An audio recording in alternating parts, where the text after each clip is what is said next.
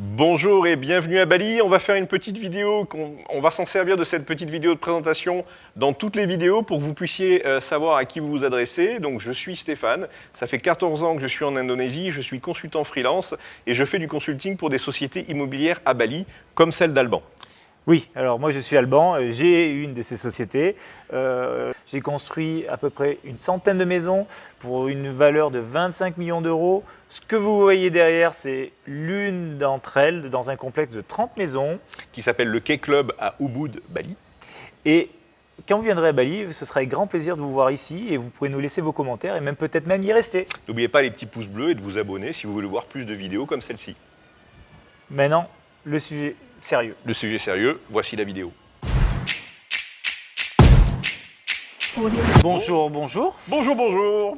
Alors aujourd'hui, on va traiter un sujet qui pourrait peut-être vous intéresser, c'est quelles sont les meilleures zones pour un investissement locatif ou résidentiel à Bali. Alors, tout dépend effectivement de votre projet. Est-ce que vous voulez venir faire du revenu locatif ou est-ce que vous voulez vous installer à Bali ou un peu des deux? Alors, on va essayer de délimiter. Alors, une carte de Bali va apparaître maintenant.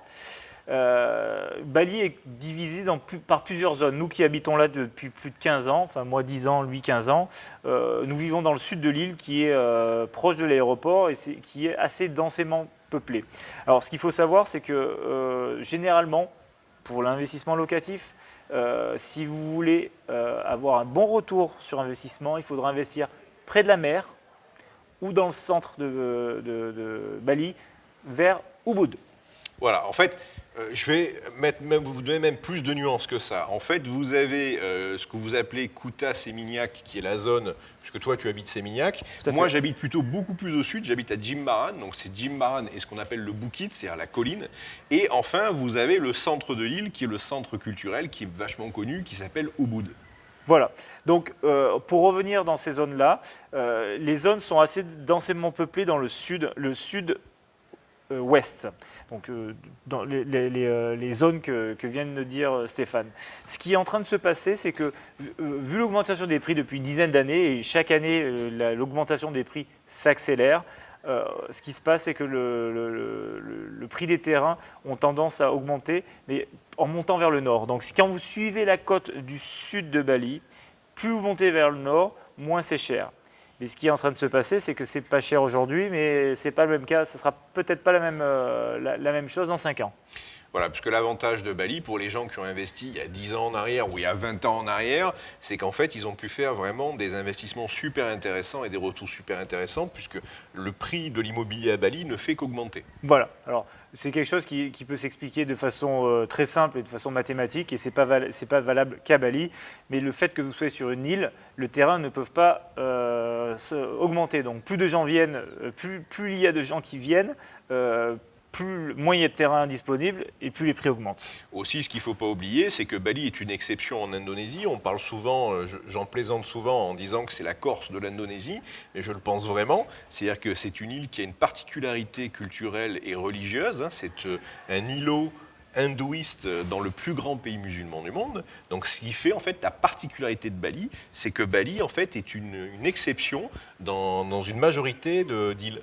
Tout à fait. Alors pour répondre à la question initiale, quelles sont les meilleures zones où investir à Bali, il n'y a pas de réponse précise. Par contre, on peut vous donner des pistes.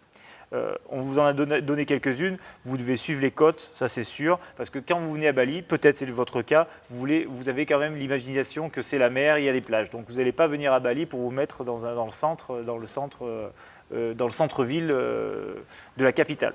Après, les zones, on va pouvoir définir entre 5 et 6 zones. Vous avez le Bukit qui est le sud de l'île. Vous allez avoir Seminyak, ce qui était un peu un centre expatrié. Vous allez avoir Sanur, qui était une des premières zones touristiques dans les années 60. Mick Jagger est venu à l'époque, beaucoup de personnalités connues sont venues. Vous avez Nusa Dua, qui est un peu en fait une sorte un espace où il y a beaucoup de grands hôtels, c'est très all-inclusive resort.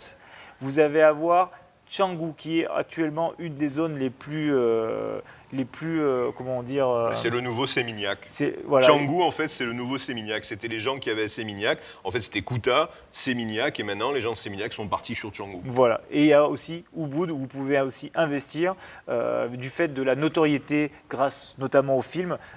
Beaucoup de gens, voire pratiquement tous les touristes qui viennent à Bali, passent par Ubud. Alors, le film Eat, Pray and Love avec Julia Roberts, effectivement, qui a remis Ubud sur la carte. Et aujourd'hui, vous avez énormément de gens qui viennent avoir cette expérience de vie et cette expérience de se lever au milieu des rizières. Et Voilà. d'avoir un séjour et on va dire un retour aux choses, au naturel et un retour vers la méditation, le yoga, etc. Voilà. Alors après, je vais un peu extrapoler sur ce sujet-là. Dans l'idée des zones, en fait, vous pouvez investir dans ces 6 zones-là et si vous faites ça correctement, vous gagnerez de l'argent. Alors, on répète toujours, ou peut-être vous entendez aussi ailleurs sur Internet, que vous pouvez gagner environ 10% à Bali. C'est tout à fait vrai. J'ai des amis à moi qui font 5% et j'en ai d'autres qui font 18%. Alors comment? Et pourtant, ils ont des maisons dans les mêmes zones. Alors, ce n'est pas parce que vous êtes dans le centre névralgique que vous allez gagner forcément plus d'argent. Par contre, ça va être comment votre villa va être managée et packagée.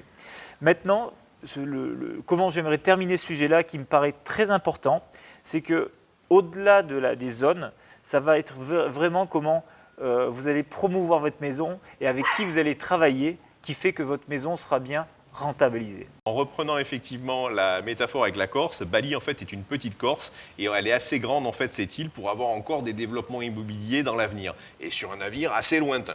Voilà. On vous attend à Bali. Comme on vous a dit au début de la vidéo, vous serez les bienvenus dans notre resort. Voilà, à bientôt, bye Bye bye. bye. Audio Jungle.